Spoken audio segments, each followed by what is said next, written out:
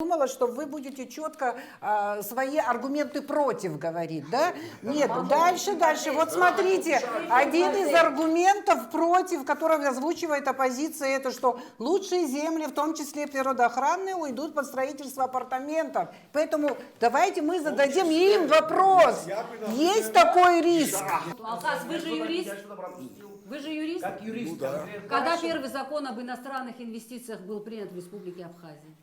Ну, в 90-х годах. Да, почему вы не знаете, как юрист? Ну, что привлекать инвестиции, Да, наверное, а почему да? в 90-х годах, когда было все Нет, очень ну, тяжело, такой закон был А принят в и 90-х годах только этот закон был Нет, принят. я сейчас В говорю, том вы же говорите, году закон что о мы говорим об гражданстве инвестициях и вообще принят. Ну, назовите Скажите мне, инициативу, пожалуйста, почему в инициативу, 90-х годах был принят закон об иностранных инвестициях? привлекать А значит, это инвестиции. нужно было стране? А никто не говорит, что это не нужно. Ну вы говорите, Но что это я не говорю нужно. о дисбалансе. Весь Нет, я наш так не диалог сказал. сегодня сводится Я к тому, так что это не сказал. нужно, но это не так.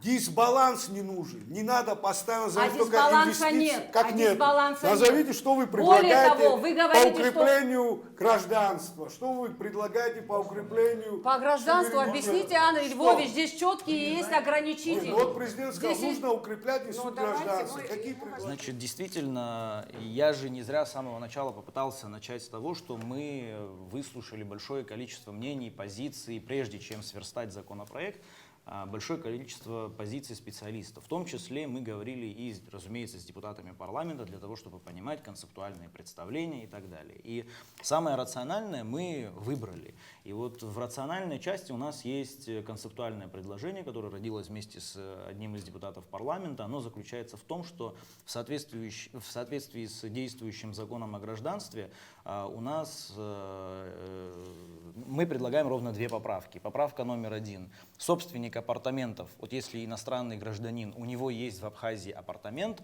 может быть временно зарегистрирован, подчеркиваю, талоны временной регистрации, временно зарегистрирован исключительно в обязательном порядке только в своем собственном апартаменте. То есть купить здесь апартамент и зарегистрироваться, талоны регистрации там у меня дома категорически запрещается. И вторая поправка.